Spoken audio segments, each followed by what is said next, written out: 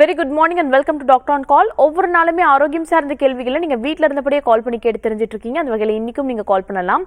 இன்னைக்கு நீங்கள் கேட்கக்கூடிய அனைத்து ஆரோக்கியம் சார்ந்த கேள்விகளுக்கும் பதில் அளிக்கிறதுக்காக ஆர்ஜிஆர் ஹாஸ்பிட்டல் டாக்டர் தேவிச்சரண்யா நமக்கு இணைஞ்சிருக்காங்க. Welcome ma'am. வணக்கம். இன்னைக்கு முக்கியமாக கேட்கக்கூடிய கேள்வி என்னவா இருக்குன்னா, ஆஸ்மா பிரச்சனை வந்துட்டு ஒன்ஸ் மழைக்காலம் ஸ்டார்ட் ஆயிடுச்சு, இல்லை குளிர்காலங்கள் அதிகமாக இருக்கும்போது ஆஸ்மா பிரச்சனை அதிகப்படியாக இருக்கும். இப்போ என்னதான் சம்மராக இருந்தாலுமே கொஞ்சம் மழை விழ ஆரம்பிச்ச உடனே நிறைய பேருக்கு ஐயோ இப்போவே மழை பெய்யுதே நமக்கு ஆஸ்மா பிரச்சனை ஸ்டார்ட் ஆயிடுமேன்ற ஒரு பயம் இருக்கும். இது மட்டும் இல்லாமல் ஜென்ரலாக பார்த்தீங்கன்னா ஒரு ஊதுபத்தி கொளுத்தி வச்சிருந்தா கூட, ஏதாவது ஒரு கோவிலுக்கு போனாலோ ஒரு ஓமங்களில் உட்காரும் போது கூட அவங்களுக்கு எப்படா இது ஓமம் முடியும், எப்படா இந்த ஊதுபத்தி புகையிலேருந்து நம்ம வெளியில் போகுன்ற மாதிரி ஒரு ஃபீலிங்ஸ் தான் இருக்கும். அதை தாண்டி ஆஸ்மா பேஷண்ட்ஸ் நிறைய பேர் சொல்லக்கூடியது என்னன்னா, இன்னரஸ் நான் நிச்சயமா எடுத்துக்கணும், நான் பஃப் எடுத்துக்காம இருக்கவே முடியாது, பஃப் தான் எனக்கு வாழ்க்கையில் ரொம்பவே அடிப்படையாக தேவைப்படக்கூடியதா இருக்கு, கொஞ்சம் ஆன்சைட்டி வந்தா கூட நான் பஃப் எடுத்துப்பேன் அப்படின்னு சொல்லக்கூடியவங்க நிறைய பேர் இருக்காங்க. இது லைஃப் லாங் இதெல்லாம் ஃபாலோ பண்ணி தான் ஆகணுமா, இல்லை இதுக்கு நிரந்தர தீர்வு இருக்கா? இது லைஃப் லாங் ஃபாலோ பண்ணி ஆக தேவையில்லை. இதுக்கு கண்டிப்பான முறையில் மூலிகை மருத்துவத்தினால நிரந்தர தீர்வு உண்டு ஆஸ்மா பிரச்சனைக்கு. ஏன்னா எத்தனையோ பேர் பார்த்தீங்க அப்படின்னா எங்களோட மருத்துவமனையில் ஆஸ்மாவுக்கு ட்ரீட்மெண்ட் எடுத்து அது திரும்ப வராமல் ஆரோக்கியமாக இருந்துட்டு தான் இருக்காங்க. அதனால் ஆஸ்மா தொந்தரவு பார்த்தீங்க அப்படின்னா முழுமையாக நம்மளுக்கு சரியாகக்கூடிய ஒரு தொந்தரவு தான். ஆஸ்மா அப்படின்றப்போ புல்லாங்குழல் இருக்குது பார்த்தீங்களா, அதை நல்லா ஊதி ப்ராக்டிஸ் பண்ணாலோ, பலூன் அடிக்கடி நம்ம ஊதி அதை ப்ராக்டிஸ் பண்ணாலோ, இல்லை பிராணாயாமம் எக்ஸசைஸ் நம்ம தவறாமல் காலையில் ரெகுலராக மார்னிங் நம்ம ப்ராக்டிஸ் பண்ணிட்டு வந்தாலோ ஆஸ்மா தொந்தரவு கண்டிப்பாக அவங்களுக்கு இருக்காது. வேணும்னா ஆஸ்மா தொந்தரவு இருக்கிறவங்க இதை கொஞ்சம் கொஞ்சமாக ஃபஸ்ட்டு ஸ்டார்டிங்கில் கஷ்டமாக தான் இருக்கும். கொஞ்சம் கொஞ்சமாக பழகிட்டு வந்தீங்க அப்படின்னா ஒரு 3 மாதமோ 6 மாதமோ தாண்டி உங்களுக்கே அந்த ப்ராப்ளம் இருக்காது.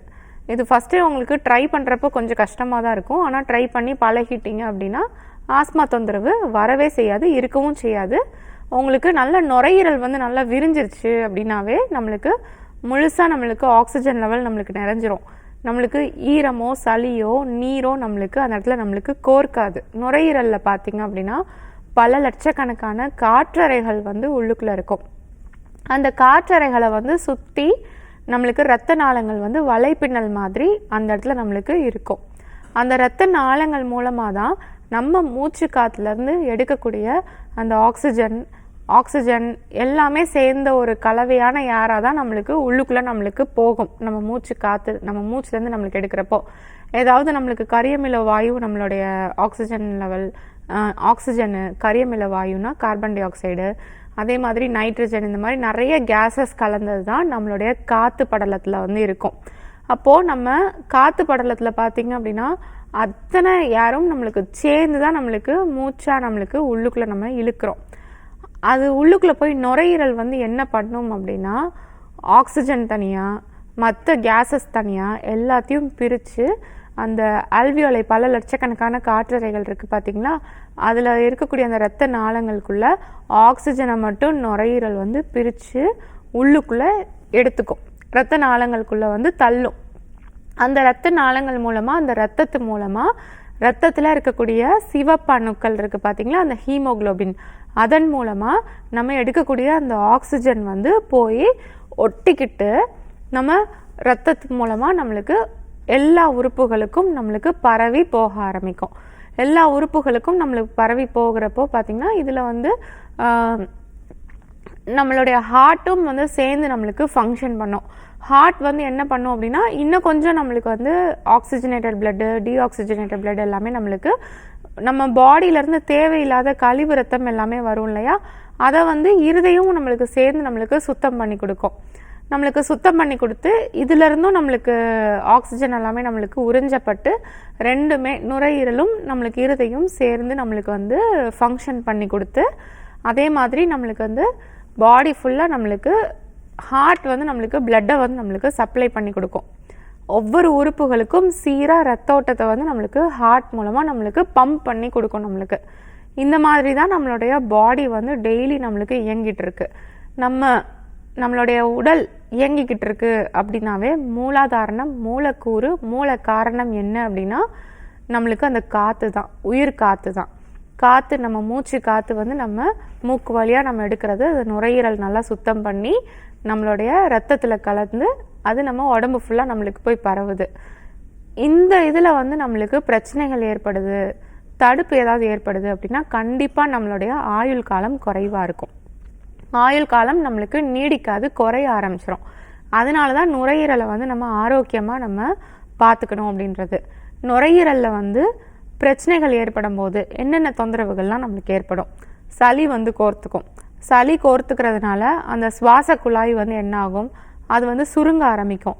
சுவாச குழாய் சுருங்குது அப்படின்னா மூச்சு காற்று நம்ம நார்மலாக எடுத்து உள்ளே இழுத்து நம்ம வெளியே விடுறோம்ல, அது வந்து சிரமமாக இருக்கும். அது சிரமப்படுறப்போ பார்த்திங்கன்னா மூச்சு திணறல் வந்து ஏற்பட ஆரம்பிச்சிடும்.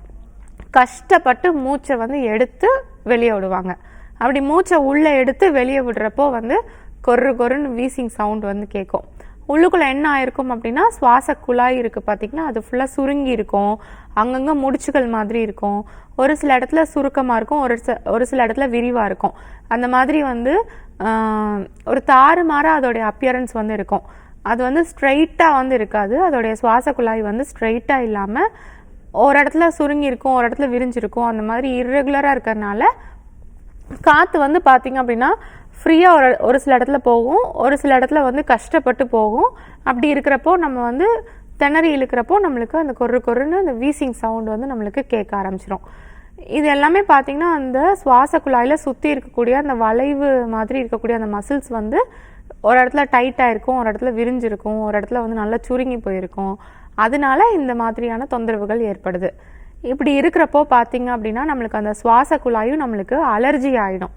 அதோடைய அந்த சுவாச குழாயில் பார்த்திங்க அப்படின்னா ஒவ்வொரு செல்ஸும் வந்து நம்மளுக்கு எபித்தீலியல் செல்ஸ்னால நம்மளுக்கு உருவானது. ஒவ்வொரு செல்லும் நம்மளுக்கு அலர்ஜி ஆகி தாபிதமாகி இது வந்து எப்படி அலர்ஜி ஆகிருக்கும் அப்படின்னா ஈஸ்னோஃபில்லு, ஐஜிஇ லெவல், ஐஜிஎம் லெவல், சைட்டோகைன்ஸு, இந்த மாதிரியான அலர்ஜிக் ப்ரோட்டீன்ஸ் இருக்குது பார்த்திங்களா, அது எல்லாமே வந்து சுவாச குழாயை ஃபுல்லாக நம்மளுக்கு தாபிதப்படுத்தி விட்டு இன்ஃப்ளமேஷன் படுத்தி விட்டு நம்மளுக்கு அது ஃபுல்லாக நம்மளுக்கு வீங்கி போய் காணப்படும்.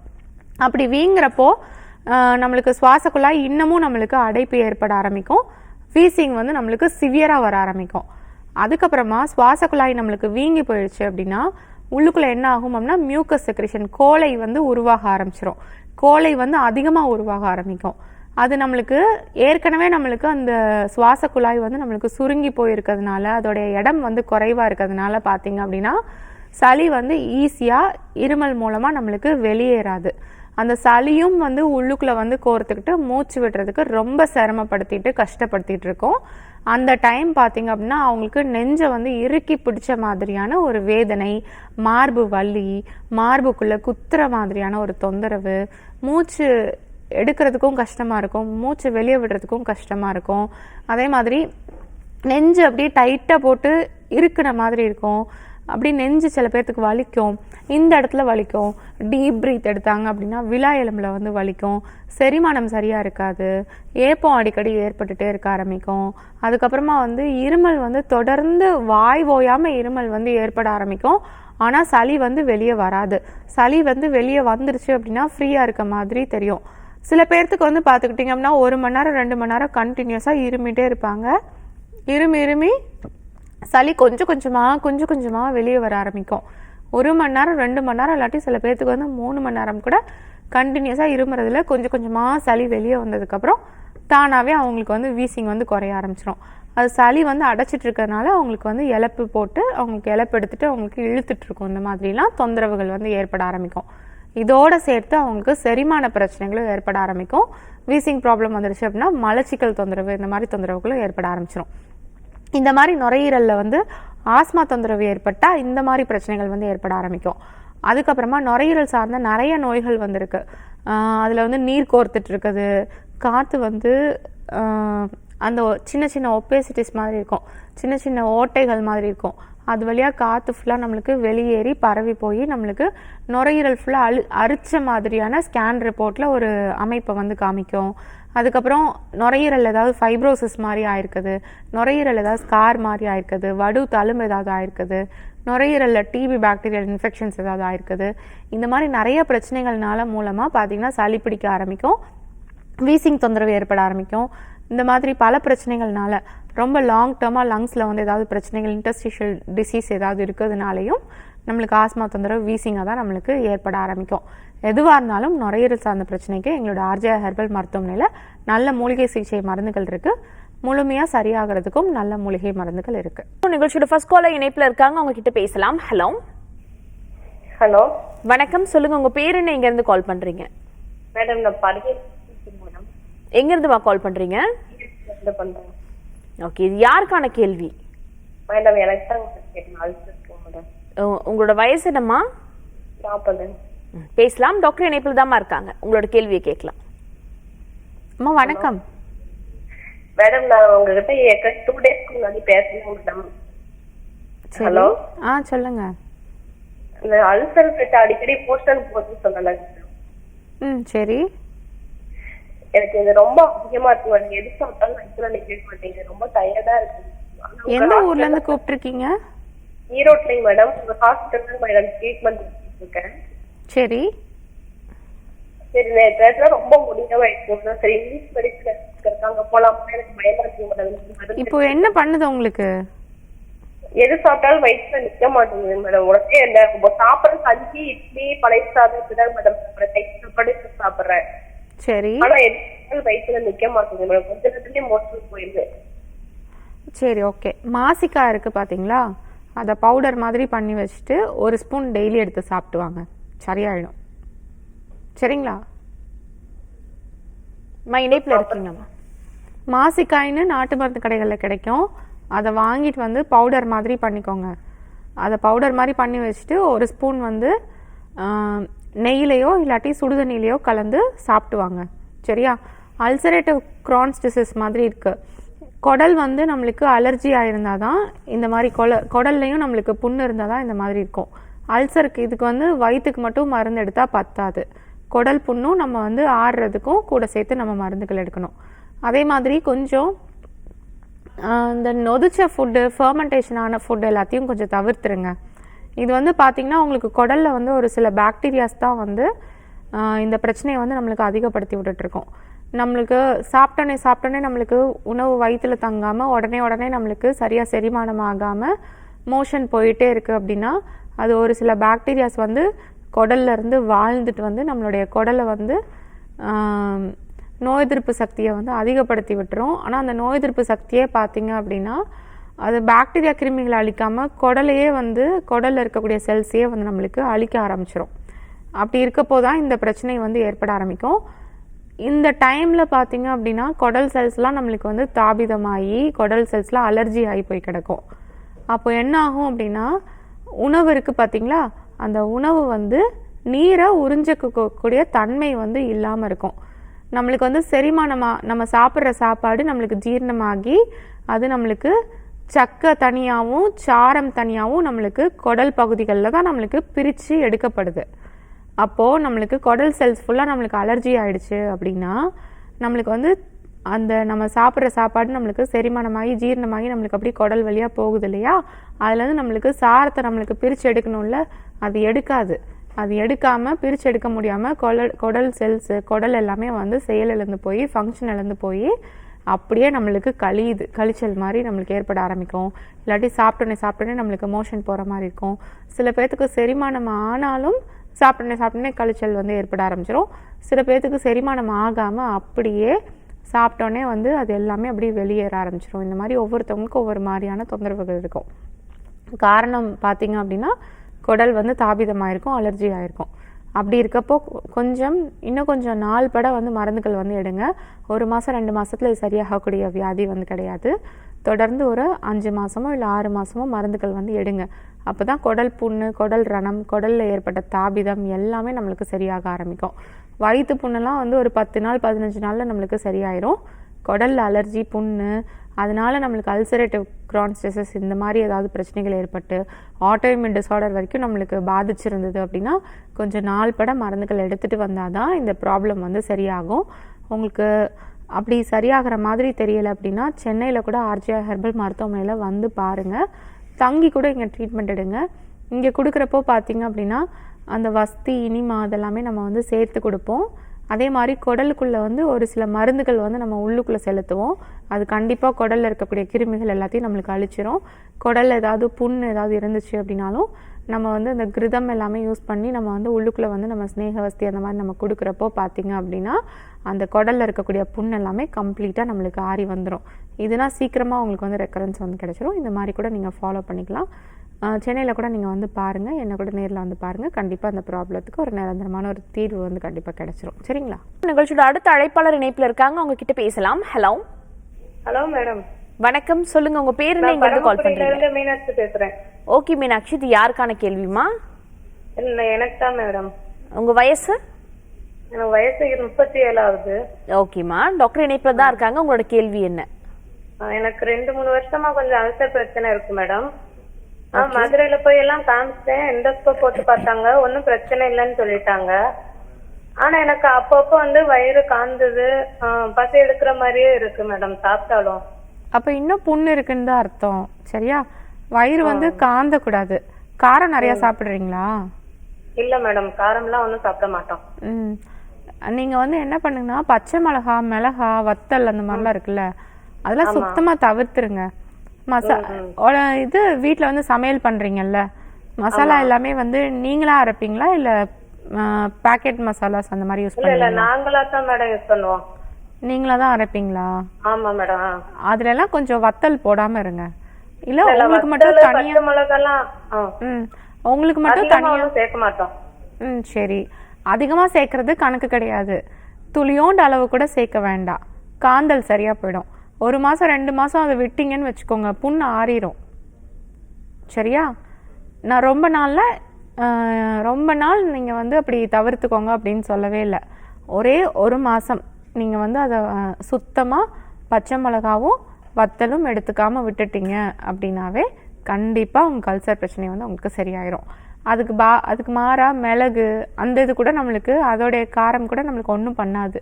அது எல்லாமே பார்த்தீங்க அப்படின்னா நம்மளுக்கு நல்லா புண்ணை வந்து நல்லா ஆற்றி கொடுக்கும். மிளகுல வந்து நம்மளுக்கு பைப்பரன் அதெல்லாம் இருக்குது பார்த்தீங்களா, அது எல்லாமே வந்து பார்த்தீங்க அப்படின்னா நம்மளுக்கு வந்து புண்ணாற்றி செய்கை நம்மளுக்கு இருக்கும். ஒரு சைடு நம்மளுக்கு காரம் காந்தல் இருந்தாலும் உள்ளுக்குள்ள ஒரு சைடு பார்த்தீங்க அப்படின்னா நம்மளுக்கு புண்ணை ஆற்றி கொடுக்கும். அந்த புண்ணில் வந்து ஏதாவது வைரஸ் கிருமியோ பாக்டீரியா கிருமியோ ஏதோ வளர்ந்துருந்தாலும் அதையும் நம்மளுக்கு அழிச்சு கொடுக்கும்.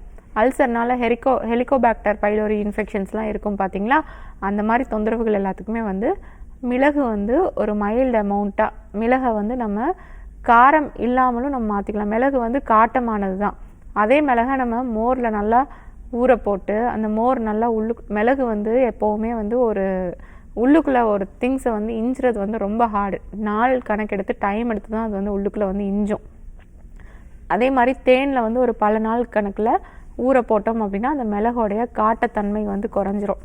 இது எல்லாமே வந்து பார்த்தீங்க அப்படின்னா மற்ற யாருக்கும் வந்து தெரியாது. அனுபவ முறைகளில் வந்து நம்ம மருந்துகள் வந்து ஓனாக நம்ம வந்து ப்ரிப்பேர் பண்ணுறோம் பார்த்தீங்களா, அப்படி இருக்கப்போ நல்லா பல நாள் அந்த மிளகை வந்து அந்த இதில் ஊற போட்டு அந்த மிளகை நம்ம எடுத்து கடித்து சாப்பிட்டு பார்த்தோம் அப்படின்னா அந்த மிளகுக்கு சுத்தமாக காரமே இருக்காது. அந்த மாதிரி மிளகை வந்து ஒரு ஸ்டேஜில் மாற்றி தான் எங்களோட மருத்துவமனையில் அல்சருக்காக மருந்துகளை வந்து தயார் பண்ணி வச்சுருக்கோம்.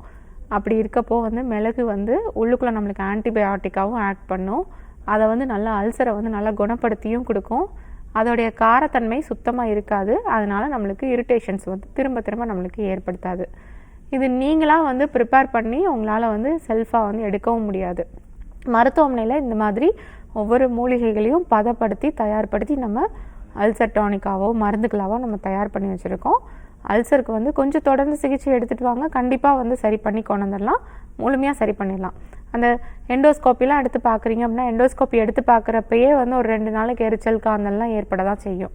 அதே மாதிரி உணவு வந்து டயத்துக்கு தவறி மாற்றி ஸ்கிப் பண்ணி சாப்பிட்டீங்க அப்படின்னாலும் வெறும் வயிற்றில் உங்களுக்கு ஆசிட் செக்ரேஷன்ஸ் ஆகி விழுந்து வந்தாலும் எரிச்சல் புண் எல்லாமே ஏற்பட ஆரம்பிக்கும். அல்சர் பிரச்சனை வந்து தொடர்ந்து இருந்துகிட்டே இருக்கும்.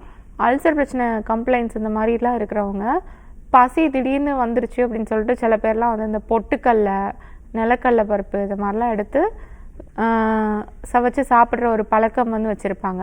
அந்த மாதிரிலாம் இருந்தது அப்படின்னா தவிர்த்துருங்க. அந்த மாதிரி அல்சர் டைம்லாம் இருக்கிறப்போ பசிக்குதுன்னு சொல்லிட்டு பொட்டுக்கல்லை எடுத்து சாப்பிட்டு வந்தோம் அப்படின்னா அந்த அல்சர் வந்து எரிச்சல் வந்து அடுத்து வலியாக மாற ஆரம்பிச்சிடும். லைட்டாக இருக்கக்கூடிய அல்சர் வந்து ரொம்ப சிவியராக நம்மளுக்கு மாற ஆரம்பிச்சிடும். அதனால் அந்த மாதிரி பழக்கம்லாம் இருந்துச்சு அப்படின்னா தவிர்த்துருங்க. அல்சர் நல்லா சரியாகிறதுக்கு நல்லா சீரகம் போதும், சீரக தண்ணியை நல்லா வச்சு குடிச்சிட்டு இருந்தாவே உள்ளுக்குள்ளே இருக்கக்கூடிய புண்ணெல்லாம் ஆறிடும். வாயிலிருந்து ஆசன வாய் வரைக்கும் எங்கே புண்ணு இருந்தாலும் தொடர்ந்து சீரக வாட்டர், கருங்காலி வாட்டர் இதெல்லாமே நம்ம தொடர்ந்து குடிச்சிட்டு வரப்போ அதெல்லாம் கண்டிப்பாக நம்மளுக்கு சரியாயிரும். மண்பானை தண்ணி வச்சுக்கோங்க, அதில் வெட்டி வேறையும் விளாமிச்சு வேறையும் நல்லா ஊற போட்டு வச்சுட்டு அந்த தண்ணி எடுத்து குடிச்சிட்டு வாங்க. நல்லா உள்ளுக்குள்ளே நல்லா குளிர்ச்சி இருக்கும், ஹீட் இருக்காது, வெப்பத்தை தண்ணிக்கும், ஆசிட் செக்ரேஷன்ஸ் வந்து நம்மளுக்கு ஜாஸ்தி ஆகாது, அது எல்லாமே நார்மலாக இருக்கும். உடம்பு உஷ்ணமும் நம்மளுக்கு வந்து அதிகரிக்காது. நல்லா நம்மளுக்கு உள்ளுக்குள்ளே நம்மளுக்கு நல்லா சீராக ஆரம்பிக்கும். உள்ளுக்குள்ளே வந்து நம்மளுக்கு நல்லா அந்த அசிடிட்டி எல்லாமே நம்மளுக்கு குறைஞ்சிது, பித்தம் குறைஞ்சிது அப்படின்னாவே நம்மளுக்கு வந்து டைஜஷன் எல்லாமே நம்மளுக்கு இயல்பாக நம்மளுக்கு இருக்க ஆரம்பிக்கும். ஓவர் பித்தம் இருந்துச்சுன்னா தான் ஒரு மாதிரி பித்த வாந்தி எல்லாமே எடுத்துகிட்டு ஒரு மாதிரி டைஜஷனும் சரியாக நடக்காமல் உபாதைகள் வந்து அடிக்கடி தொந்தரவுகள் வந்து ஏற்பட்டுகிட்டே இருக்கும். ஒரு நார்மலான பித்தம் வந்து நம்மளுடைய உடம்புல இருக்கிறப்போ டைஜஷனும் கரெக்டாக நம்மளுக்கு ப்ராப்பராக நடக்கும். தலை சுத்தல், வாமிட்டு, கொமட்டல் இந்த மாதிரி பிரச்சனைகளும் இருக்காது. அல்சர் பிரச்சனைனால இந்த தொந்தரவுகளும் சேர்ந்து இருக்கும் இல்லையா, அது எல்லாமே பரிபூர்ணமாக சரியாயிரும்.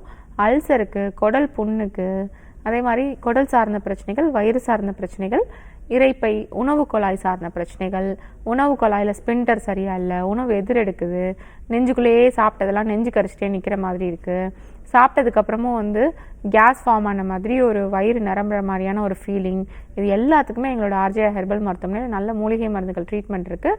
இது எல்லாத்துக்குமே நல்ல நிரந்தர தீர்வும் இருக்குது. ஆர்ஜே ஹெர்பல் மருத்துவமனை பார்த்திங்கன்னா 4 தலைமுறைகளாக பாரம்பரியமாக வைத்திய சிகிச்சை பண்ணிக்கிட்டு இருக்கோம். எங்களோட ஆர்ஜே ஹெர்பல் மருத்துவமனை பார்த்திங்கன்னா தமிழகம் முழுவதும் எல்லா மாவட்டங்களிலும் எங்களுடைய மருத்துவமனை இருக்குது. அது மட்டும் இல்லாமல் ஆந்திரா, தெலுங்கானாலையும் எல்லா மாவட்டங்களையும் எங்களுடைய மருத்துவமனை இருக்குது. கர்நாடகாலையும் நிறைய மருத்துவமனைகள் இருக்குது. பாண்டிச்சேரியிலையும் எங்களுடைய மருத்துவமனை இருக்குது. எல்லா இடத்துலையும் ஒரே மாதிரி மூலிகை சிகிச்சை மருந்துகள் தான் கொடுத்துட்ருக்கோம். மருந்துகளும் ஃபுல்லாக எல்லாமே வந்து நாங்கள் தயார் பண்ணி வச்சு தான் மருந்துகள் வந்து கொடுத்துட்ருக்கோம். டாக்டர்ஸும் வந்து கரெக்டாக நாடி பார்த்து உங்களுக்கு உள்ளுக்குள்ளே என்ன பிரச்சனைகள் இருக்குது அப்படின்றத பார்த்துட்டு அதுக்கேற்ற மாதிரியான முறையான மூலிகை மருந்துகளும் வந்து தருவாங்க. அதே மாதிரி மருந்துகள் எல்லாமே வந்து லைசன்ஸ் சர்டிஃபிகேட்டோட முறைப்படி தயார் பண்ணி கொண்டு வந்துட்ருக்கோம். எல்லா மருந்துகளும் தரமான மருந்துகளாக, தரமான ரா ட்ரக்ஸாக எடுத்து ஒவ்வொரு ரா ட்ரக்ஸையும் கரெக்டான சுத்தி முறைகள் ஃபாலோ பண்ணி தான் மருந்துகளாக தயார் பண்ணி கொடுத்துட்ருக்கோம். அதனால சின்ன வயசுலேருந்து வயசு முதிர்ந்தவர்கள் வரைக்கும், பெரியோர்கள் வரைக்கும் 80, 90, 95 வயசு அது தாண்டியும் சில பேர் இருக்காங்க. அவங்களுக்கும் மிதமான மருந்துகள், பொருத்தமான மருந்துகளாக இருக்கும். உடம்புக்கு வந்து எந்த உபாதைகளும் ஏற்படுத்தாத மருந்துகள் எல்லாமே எங்களுடைய மருத்துவமனையில் கொடுத்துட்ருக்கோம். எந்த ஒரு சைடு எஃபெக்டும், பக்க விளைவும் உங்களுக்கு ஏற்படுத்தாது. ஓகே, நன்றிம்மா கால் பண்ணதுக்கு. நெக்ஸ்ட் காலர் இணைப்பில் இருக்காங்க, உங்ககிட்ட பேசலாம். ஹலோ ஹலோ, வணக்கம். நீங்கள் லைனில் தான் இருக்கீங்க, பேசலாம். இது doctor on call. Hello. Okay, இன்னைக்கு நம்ம நிகழ்ச்சியில் வந்துட்டு ஆஸ்மா பற்றி பேசிட்டு இருக்கோம். ஸோ ஆஸ்மா சார்ந்த கேள்விகள் மட்டும் இல்லாமல் ஆரோக்கியம் சார்ந்த எல்லா வகையான கேள்விகளுமே நீங்கள் கால் பண்ணி கேட்டு தெரிஞ்சுக்கலாம். பொதுவாக ஆஸ்மான்றது வந்துட்டு ஒருத்தருக்கு இருக்குது அப்படின்னு சொல்லும்போது அதனால் மற்றவங்களுக்கு பரவக்கூடிய வாய்ப்புகள் இருக்கான்ற ஒரு கேள்வியும் இருக்கும். அதே போல் எங்கள் பாட்டிக்கு ஆஸ்மா இருக்குது, லைட்டாக எனக்கு அந்த சிம்டம்ஸ் இருக்குது, எனக்கும் ஆஸ்மா வருமா, இல்லை எங்கள் அம்மாவுக்கு ஆஸ்மா இருக்குது, எனக்கும் வருமான்ற கேள்வி நிறைய பேர் முன் வச்சிருக்காங்க. ஸோ பரம்பரை சார்ந்த நோயாக அந்த ஆஸ்மா இருந்தாலுமே அதை நம்ம அடுத்த ஜென்ரேஷனுக்கு ஷிஃப்ட் ஆகாமல் பார்த்துக்க முடியுமா? கண்டிப்பாக பார்த்துக்கலாம். ஆஸ்மா தொந்தரவு எப்போதுமே வந்து இப்போ பார்த்தீங்கன்னா பரம்பரையாக வந்து வரக்கூடிய ஒரு வியாதி தான். எப்படி நம்ம கண்ணு, காது, மூக்கு எல்லாமே அம்மா கிட்ட இருந்தும் அப்பா கிட்ட இருந்தும் நம்மளுக்கு வந்து அதே மாதிரி நம்மளுக்கு வருது பார்த்தீங்களா, அதே மாதிரி உள்ளுக்குள்ளே வந்து இந்த மாதிரியான நுரையீரல் சார்ந்த தொந்தரவுகள், பிரச்சனைகள், நுரையீரலுடைய செல்ஸு எல்லாமே அப்படியே அவங்களுக்கு இருக்க மாதிரி இருந்தது அப்படின்னா இவங்களுக்கும் வந்து ஹெரிடிட்டி மூலமாக வரக்கூடிய வாய்ப்புகள் வந்து நிறையவே இருக்குது. அப்படி இருந்தாலும் கூட, ஹெரிடிட்டி வழியாக வந்தாலும் கூட ஆஸ்மா தொந்தரவுக்கு அவங்க அம்மா வந்து நம்மளுடைய மருத்துவமனையில் ட்ரீட்மெண்ட் எடுத்திருப்பாங்க. அவங்களுக்கு சரியாகி போய் தான் அவங்க பொண்ணுக்கும் இந்த மாதிரி பிரச்சனை வந்திருக்கு அப்படின்னு சொல்லி அவங்களே மருத்துவமனைக்கு கூட்டிகிட்டு வருவாங்க. இப்படிப்பட்ட பேஷண்ட் எத்தனையோ பேர் எங்களுடைய மருத்துவமனையில் நாங்கள் பார்த்துருக்கோம். 10 வருஷத்துக்கு முன்னாடியோ, 12 வருஷத்துக்கு முன்னாடியோ, இல்லை 15, 20 வருஷத்துக்கு முன்னாடியோ வந்த ஒரு பேஷண்ட்டு பார்த்திங்க அப்படின்னா, இதுக்கு முன்னாடி எனக்கு ஆஸ்மா பிரச்சனை இருந்துச்சு, இங்கே வந்து தான் ட்ரீட்மெண்ட் எடுத்தேன், எனக்கு சரியாயிடுச்சு, 3 மாதம் எடுத்தேன், 4 மாதம் எடுத்தேன், இல்லை சில பேர் 6 மாதம் எடுத்தேன் அப்படிம்பாங்க. எடுத்துகிட்டு எனக்கு கம்ப்ளீட்டாக எனக்கு சரியாயிடுச்சு. அதே மாதிரி பிரச்சனை, அதே தொந்தரவு இப்போ என் பிள்ளைக்கு வந்திருக்கு, என் மகளுக்கு வந்திருக்கு அப்படின்னு சொல்லி ஒரு 15 வருஷம் 20 வருஷம் தாண்டி அவங்க வந்து இவங்களுக்கு காமிக்க வருவாங்க. இங்கே எடுத்து தான் சரியாயிடுச்சு, அதனால தான் இவளை இங்கே திரும்ப கூட்டிகிட்டு வந்தேன் அப்படின்னு சொல்லி பேஷண்ட் வந்து சொல்லி திரும்ப அவங்க மகளுக்கும் எடுக்க வச்சு அவங்களும் நல்லா சரியாகி ஆரோக்கியமாக சரியாகி போயிடுவாங்க. அந்த மாதிரி நம்மளுக்கு பரம்பரையாக இருந்துச்சு அப்படின்னாலும் நம்மளுக்கு இன்ஹெரிட் ஆகி வருது அப்படின்ற ஒரு பயம் ஒரு சைடு இருக்க தான் செய்யும் எல்லாத்துக்கும். அந்த பயத்தை தாண்டியும் அதுக்கும் நம்ம சரியான ட்ரீட்மெண்ட் கரெக்டாக ஃபாலோ பண்ணிட்டு வந்தோம் அப்படின்னா நம்மளுக்கு சரியாயிடும். சப்போஸ் வந்ததுக்கப்புறம் அவங்க ட்ரீட்மெண்ட் எடுத்தாங்க அப்படின்னாலும் கண்டிப்பாக சரியாயிடும். வரவிடாமலும் நம்ம பார்த்துக்கலாம். எப்படி வரவிடாமல் நம்ம பார்த்துக்கலாம்னா ஸ்டார்டிங்லேயே நான் சொன்ன மாதிரி தான், பிராணாயாம எக்ஸசைஸு, நல்லா பலூன் நல்லா ஊதுறது, எக்ஸசைஸ் பண்ணுறது, அதே மாதிரி நம்ம நுரையீரல் நல்லா நம்ம ஆரோக்கியமாக வச்சுக்கிறது, ஸ்மோக்கிங்கு, இந்த மாதிரி சில பசங்க எல்லாமே வந்து சின்ன வயசுலேயே ஸ்மோக்கிங் வந்து பண்ண ஆரம்பிச்சிருவாங்க. அதெல்லாம் இல்லாமல் பெற்றோர்கள் வந்து அவங்கள கவனித்து கண்டிப்போடு வளர்த்து அந்த மாதிரி கொஞ்சம் கொண்டு வரது. அதே மாதிரி பொல்யூஷன் ஒரு காரணமாக இருக்குது. பொல்யூஷன் இருந்தாலும் அந்த பொல்யூஷனை ஓவர் கம் பண்ணுறதுக்கு நம்ம பிராணாயாமம் எக்ஸசைஸ் இதெல்லாம் பண்ணி நம்மளுடைய நுரையீரலை நம்மளே வந்து சுத்திகரிக்க பண்ணுறது. இதை மாதிரிலாம் நம்ம பண்ணிட்டு வந்தோம் அப்படின்னா ஆஸ்மா தொந்தரவு வரவிடாமல் நம்ம பார்த்துக்கலாம். எனக்கு தெரிஞ்ச ஒரு சாதாரண ஒரு மனுஷர் வந்து பார்த்திங்க அப்படின்னா அவருக்கு வந்து ஆஸ்மா தொந்தரவு இருந்திருக்கு.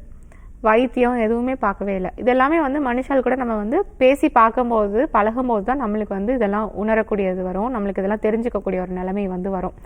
அவங்களுக்கு வந்து பார்த்திங்க அப்படின்னா ஆஸ்மா தொந்தரவு இருக்குது.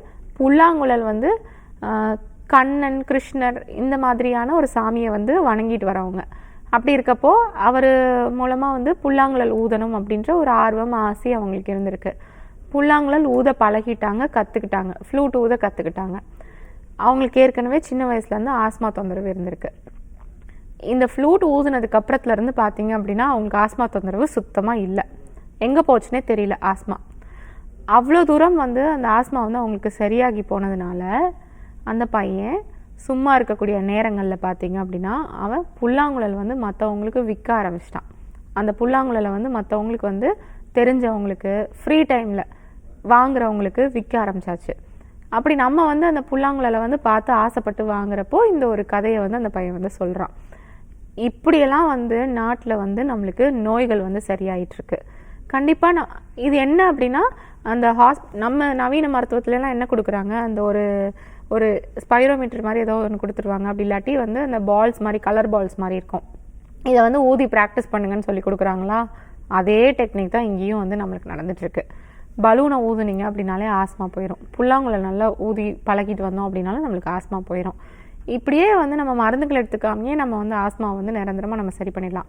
பட் அதை ப்ளோ பண்ணுற டைம் தான் ரொம்ப கஷ்டமாக இருக்கும். ப்ளோ பண்ணுற டைம் டக்குன்னு சில பேர்த்துக்கு வந்து வீசிங் வந்து ஏற்பட ஆரம்பிச்சிடும். அந்த மாதிரி ப்ராப்ளம் இருக்குது, ரொம்ப கஷ்டமாக இருக்குது, கடினமாக இருக்குது அப்படின்னா கொஞ்சம் மூலிகை மருந்துகள் எடுத்து சளியெல்லாம் எடுத்து இலக்கி நம்ம வெளியேற்றி கொண்டு வந்துடலாம். அதுக்கப்புறம் சளி நல்லா வெளியே வந்துருச்சு அப்படின்னா நம்மளுக்கு ப்ரீத்திங் ட்ரபிள் நம்மளுக்கு இருக்காது. ஈஸியாக நம்ம ப்ரீத் பண்ண ஆரம்பிச்சிடலாம். அப்படியே ஒரு 3 மாதம் 4 மாதம் 5 மாதம் ரெகுலராக நம்ம மருந்து எடுத்துகிட்டு வரோம் அப்படின்னா, ஒரு கோர்ஸ் எடுத்துகிட்டு வரோம்னா ஆஸ்மா தொந்தரவு கம்ப்ளீட்டாக நம்மளுக்கு க்யூர் ஆகிடும். திரும்ப வராமல் பார்த்துக்கிறதுக்கு இந்த மாதிரி நம்ம எக்ஸசைஸு, யோகாசனங்கள், பிராணாயாமம் இதெல்லாம் பண்ணிட்டு வந்தோம் அப்படின்னா ஆஸ்மா தொந்தரவை நிரந்தரமாக நம்ம முறியடிச்சிடலாம். திரும்பலாம் வரும் அப்படின்னு நம்ம மருந்துகள் எடுத்துக்க வேண்டிய அவசியமும் கிடையாது. முக்கியமாக அந்த இன்ஹேலர்லாம் எடுத்துக்கவே தேவையே கிடையாது. இன்ஹேலர் தொடர்ந்து எடுத்துகிட்டு வந்தோம் அப்படின்னா நரம்பு தளர்ச்சி தான் ஆக ஆரம்பிக்கும். 40 வருஷமா 50 வருஷமா ஆஸ்மா இருக்குன்னு சொல்லிட்டு 80 வயசுக்காரவங்க 70 வயசுக்காரவங்க மருத்துவமனைக்கு இன்னும் வந்துட்டு தான் இருக்காங்க. அவங்க எல்லாமே ஒல்லி ஆகி போய் நரம்பு தளர்ச்சி ஆகி கை கால் வந்து நடுக்கம் வந்து ஏற்பட்டு அப்படிதான் எண்டு ஸ்டேஜில் வராங்க. ஒரு தீர்வு காணாமல் அதுக்கப்புறம் மூலிகை மருந்துகள் எடுத்ததுக்கப்புறம் தான் அவங்களுக்கு நார்மல் ஆகுது. அதுக்கு முறையே ஆஸ்மாக்கு வைத்தியம் பார்த்துட்டிங்க அப்படின்னா அது முழுமையாகவே சரியாகி வந்துடும். இன்னைக்கு நம்ம நிகழ்ச்சியில் ஆஸ்மா பற்றி பேசிட்டு இருக்கோம். ஸோ ஆஸ்மா எப்படி ஃபார்ம் ஆகுது, இந்த ஆஸ்மாக்கு நிரந்தர தீர்வு இருக்கா, அடுத்த ஜென்ரேஷனுக்கும் டிரான்ஸ்ஃபர் ஆகாமல் இருக்குது அப்படின்றத பற்றி பேசிட்டு இருக்கோம். மேம், பொதுவாக ஆஸ்மா பல பேருக்கு இனிஷியல் ஸ்டேஜில் இருக்கும்போது இதுதான் ஆஸ்மான்றதே தெரியாது. பல காலகட்டங்கள் கழித்த பிறகு தான் அவங்களுக்கு அது ஆஸ்மா அப்படின்றது புரிய வரும். ஸோ இது மாதிரியான குறிக்கோளங்களாக இருந்துச்சுன்னா அவங்களுக்கு ஆஸ்மா இருக்குன்றது எப்படி தெரிஞ்சுக்கலாம்? ஓகே, இப்போது நிறைய பேர் பார்த்துக்கிட்டிங்க அப்படின்னா சளி பிடிக்கும், சளி தான் இருக்குது, அலர்ஜி இருக்குது அப்படின்னு சொல்லுவாங்க.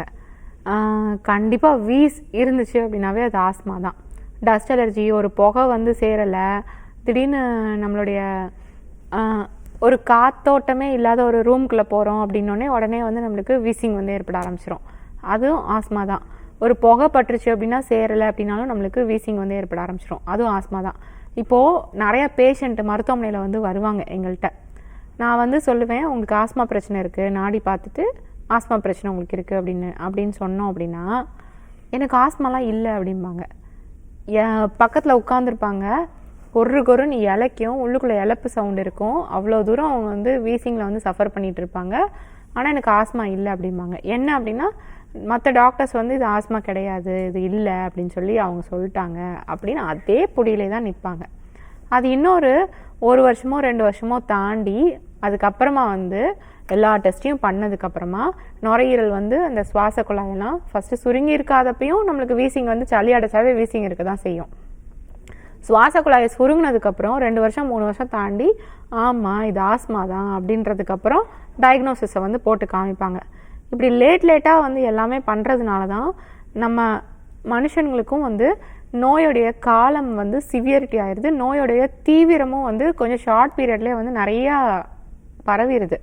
ஆரம்பத்திலே வந்து இதுதான் பிரச்சனை அப்படின்னு தெரிஞ்சுட்டா அவங்களே வந்து ட்ரீட்மெண்ட் எடுத்து சரி பண்ணிடுவாங்க. ஈஸியாக சரியாகவும் செய்யும் ஸ்டார்டிங் ஸ்டேஜ்லேயே. அது ஆஸ்மாவா அப்படின்னு சொல்லி அந்த தொந்தரவை வந்து அவங்க டயக்னோஸ் பண்ணி அதை கண்டுபிடிக்கிறதுக்கே வந்து நாளாகும். சுருங்கினதுக்கப்புறம் தானே அவங்க ஆஸ்மா அப்படின்னு போட்டு கொடுப்பாங்க. சுருங்கிறதுக்கு முன்னாடியே சில பேர்த்துக்கு வீசிங் வந்து ஏற்பட ஆரம்பிக்கும். சளி வந்து உள்ளுக்குள்ளே கட்டி நின்றுச்சு. ஸ்கேனில் ரிப்போர்ட்டில் எல்லாமே வந்து நுரையீரல் ஃபுல்லாக கிளியராக இருக்குது, நார்மலாக இருக்குது அப்படின்னு சொல்லும். ஆனால் பேஷண்ட்டுக்கு இங்கே வீசிங் பிரச்சனை இருக்கும். ஆனால் பேஷண்ட்டுக்கு வந்து சளி வந்து அடைச்சிக்கிட்டு கொருன்னு சவுண்டு கேட்குது அப்படிம்பாங்க. சுவாச குழாயெல்லாம் நார்மலாக தான் இருக்கும். சில பேர்த்துக்கு ரொம்ப எண்டு ஸ்டேஜில் சிவியராக போனால் தான் சுருங்கி போயிடும். சளி வந்து அடைச்சிக்கிட்டாவே சில பேர்த்துக்கு வீசிங் இருக்கும். அந்த சளி ஃபுல்லாக நல்லா வெளியேறிடுச்சு அப்படின்னா அவங்களுக்கு வந்து வீசிங் வந்து குறைய ஆரம்பிச்சிடும். செரிமானம் இங்கே பிரச்சனை ஏற்பட்டுச்சு. வயிறு நல்லா சாப்பாடு நல்லா உள்ளுக்குள்ளே சாப்பிட்டுட்டோம், வயிறு விரிஞ்சிரும். அதுக்கப்புறம் நுரையீரல் வந்து போட்டு நம்மளுக்கு அந்த மேல் வயிறு உதரவிதானன்னு சொல்லக்கூடிய அந்த மேல் வயிறை போட்டு அழுத்தும் போதும் மூச்சு வந்து நம்மளுக்கு திணற ஆரம்பிக்கும். அதுவும் வீசிங் தான். அதெல்லாம் எக்ஸ்ரே ஸ்கேன் ரிப்போர்ட்டில் தெரியாது. இதெல்லாம் நாள் பட இருக்க போய் தான் அடுத்து பின்னாடி வந்து நம்மளுக்கு ஆஸ்மா அது வந்து அவங்க கண்டுபிடிச்சி சொல்கிறதுக்கே ஒரு 3 வருஷம் 4 வருஷம் டைம் எடுத்துரும். அதுக்குள்ளே வந்து பிரச்சனையும் சிவியர் ஆயிரும். ஸ்டார்டிங்லேயே பார்த்துருந்தோம் அப்படின்னா இது சரி பண்ணியிருக்கலாம். ஆஸ்மா அப்படின்னா ஆரம்ப காலங்களில் இது எப்படி இருக்கும், எப்படி உருவாகும் அப்படின்னா சொல்கிறத கேளுங்க. அடிக்கடி வந்து டஸ்ட் அலர்ஜி ஏற்பட ஆரம்பிக்கும். ஒரு புகைக்குள்ளே போக முடியாது. புகைக்குள்ளே போட்டோன்னே நம்மளுக்கு மூச்சு திணறல் வந்து ஏற்பட ஆரம்பிச்சிடும். அதுக்கப்புறமா வந்து வெளியே ஏதாவது தூசி பட்டுட்டாலோ ஏதாவது அலர்ஜி ஆகிட்டாலோ டக்குன்னு தொடர் இருமல் மாதிரி ஆக ஆரம்பிச்சிடும். இல்லை தொடர் தும்மல் வந்து ஏற்பட ஆரம்பிச்சிடும். சில பேர்த்துக்கு வந்து மூக்கு ஒழுகுதல் சைனசைட்டிஸ் மாதிரி ஏற்பட்டு அது அப்படியே சரியாயிடும். அதே சைனசைட்டிஸ் மாதிரி ஏற்பட்டு அந்த சளி ஃபுல்லாக நெஞ்சுக்குள்ளே கோர்த்துட்டு நம்மளுக்கு கிசு நம்மளுக்கு இருக்க ஆரம்பிக்குது. கொஞ்சம் தூரம் நடந்துட்டாவே மூச்சு திணறல் ஏற்பட ஆரம்பிக்குது. அதே மாதிரி நைட்டு படுத்ததுக்கப்புறமா வந்து சளி வந்து நம்மளுக்கு அடைச்சிக்கிட்டு மூச்சு விட முடியாத அளவுக்கு நம்மளுக்கு வந்து இரிட்டேட் பண்ணிக்கிட்டு இருக்கு. அதே மாதிரி நம்ம மூச்சு வாங்குறப்போ பார்த்தீங்க அப்படின்னா நம்ம சுவாசம் வந்து நம்ம இயற்கையாக நம்ம எடுப்போம்ல, இருமல் மாதிரி நம்மளுக்கு வர ஆரம்பிக்கும். குத்து இருமல் மாதிரி வாய் ஓயாமல் இருமல் மாதிரி வரும். இருமல் வரும். உள்ளுக்குள்ளே அந்த சளி வந்து உள்ளுக்குள்ளே தங்கிக்கிட்டு உள்ளுக்குள்ளே தேங்கிக்கிட்டு கொருன்னு இழுத்துட்டு இருக்கும். சில பேர்த்துக்கு சவுண்டு வந்து வெளியே கேட்கும், சில பேர்த்துக்கு கேட்காம உள்ளுக்குள்ளேயே வந்து உணர்ந்துக்கிட்டு இருக்கும். அந்த சளி ஃபுல்லாக கம்ப்ளீட்டாக ஒரு 1/2 மணி நேரம் 1 மணி நேரத்தில் கம்ப்ளீட்டாக வெளியே வந்ததுக்கப்புறம் அந்த கொருன்னு கேட்கக்கூடிய அந்த சவுண்ட் வந்து குறைஞ்சிரும், கம்மியாயிரும். ஒரு சில நேரத்தில் இருக்காது, ஒரு சில நேரத்தில் சரியாக போயிடும். இதுக்கு என்ன பண்ணுறாங்க, சளி பிடிச்சிருக்கு அப்படின்னு சொல்லிட்டு உடனே பஃப் எடுத்துறது, இன்ஹேலர் எடுத்துறது, இல்லாட்டி ஏதாவது ஒரு மாத்திரை டெர்ஃபில் மாத்திரை இது ஒன்று போட்டு அதை அந்த டயத்துக்கு சப்ரெஸ் பண்ணி அடக்கிட்டோம் அப்படின்னா நாளடைவில் இந்த தொந்தரவுகள் வந்து பார்த்திங்கன்னா சிவியர் ஆஸ்மாட்டிக் ஸ்டேஜுக்கு நம்மளுக்கு கொண்டு போய் விட்டுரும். ஸ்டார்டிங்கில் சளி மாதிரி இருக்கும். சளி வந்து உள்ளுக்குள்ளே அப்ஸ்ட்ரக்ட் பண்ணிட்டு இருக்குது. அடுத்து நம்மளுக்கு ஆஸ்மாவாக நம்மளுக்கு கண்டிப்பாக மாற ஆரம்பிச்சிடும். இது முன்னாடியே நம்மளுக்கு சளி அலர்ஜி ஏதாவது இருந்துச்சு அப்படின்னா பின்னாடி நம்மளுக்கு சரியாக கவனிக்காமல் விட்டோம் அப்படின்னா அது கண்டிப்பாக போய் ஆஸ்மா ஸ்டேஜில் தான் விடும். இந்த மாதிரி தொந்தரவுகள் இருக்கிறப்பயே சளியை வெளியேற்றி விட்டு ப்ராப்பராக வேது பிடிக்கிறது, ஸ்டீம் பிடிக்கிறது, அதே மாதிரி நிறையா சளிக்கான வைத்தியங்கள் இருக்குது பார்த்தீங்களா, அது வெளியேற்றுற வைத்தியங்கள் இருக்குது பார்த்தீங்களா. காலையில் வெறும் வயிற்றில் குப்பைமேனி தலையை வந்து அரைச்சி சாப்பிட்டுட்டோம் அப்படின்னா சளி ஃபுல்லாக வெள்ளைன்னு அந்த வாந்தி மூலமாக நம்மளுக்கு வெளிப்படுத்துகிறோம். சில பேர்த்துக்கு அப்படியே மோஷன் மூலமாக வெளியேறிடும். இந்த மாதிரி ஸ்டார்டிங்கில் கொஞ்சோண்டு சளி தான் இருக்கும். அதுதான் நாளடைவில் டெவலப் ஆகி ஜாஸ்தி ஆயிரும். இதுவே ஆஸ்மா தொந்தரவு பல வருஷக்கணக்காக வச்சுருக்காங்க, சிவியர் ஆஸ்மா ஸ்டேஜ் பல வருஷக்கணக்காக வச்சுருக்காங்க அப்படின்னா அது பின்னாடி நம்மளுக்கு பிராங்கியக்டாசிஸாவோ அட்டிலெக்டாசிஸாவோ இந்த மாதிரி பெரிய நுரையீரல் சார்ந்த பிரச்சனைகளாவோ நோய்களாவோ மாறுறதுக்கு வாய்ப்புகள் நிறையா இருக்குது. நிறைய பேர்த்துக்கு அப்படி தான் மாறிக்கிட்டு இருக்கு. அப்படி மாறினதுக்கப்புறம் தான் மூச்சு தடைப்பட்டு அந்த மருந்துகள் வந்து எதுவுமே கேட்காம எதுவுமே சரியாகாமல் அதுக்கப்புறம் மூலிகை மருந்துகள் எடுத்து நம்ம கொடுக்கக்கூடிய மருந்துகள் எடுக்கும்போது ஆட்டோமேட்டிக்காக அவங்களுக்கு சளி வெளியேறி வருது. வீசிங் ப்ராப்ளம் ஏதாவது இருந்துச்சு அப்படின்னாலும் அவங்களுக்கு பரிபூர்ணமாக சரியாகி வருது. இந்த மாதிரியான வைத்திய சிகிச்சை தான் எங்களோட ஆர்ஜிஆர் ஹெர்பல் மருத்துவமனையில் 4 தலைமுறைகளை தொடர்ந்து பாரம்பரிய முறைப்படி கொடுத்துட்ருக்கோம். ஆஸ்மா தொந்தரவுக்கும் முழுமையான தீர்வு இருக்குது. ஒரு தடவை நல்லா சிகிச்சை எடுத்துகிட்டு கரெக்டாக நாங்கள் சொல்கிற கோர்ஸ் வரைக்கும் எடுத்துகிட்டு வந்தீங்க அப்படின்னா ஆஸ்மா தொந்தரவு திரும்ப வராது. வாழ்நாள் முழுக்க திரும்ப ரீஅக்கரும் ஆகாமல் இருக்கும். ஓகே மேம், இந்த 1 hour ஆரோக்கியம் சார்ந்த எல்லா கேள்விக்குமே தெளிவாக பதில் அளிச்சிங்க. நன்றி. தேங்க்யூ. நீங்களும் வீட்டில் இருந்தபடி ஆரோக்கியம் சார்ந்த கேள்விகள்லாம் கேட்டு தெரிஞ்சுட்டு இருப்பீங்க. இதே போல் நாளைக்கும் வேறு டாக்டரோடு உங்களை சந்திக்கிறேன். Until this is me cutting by from you all.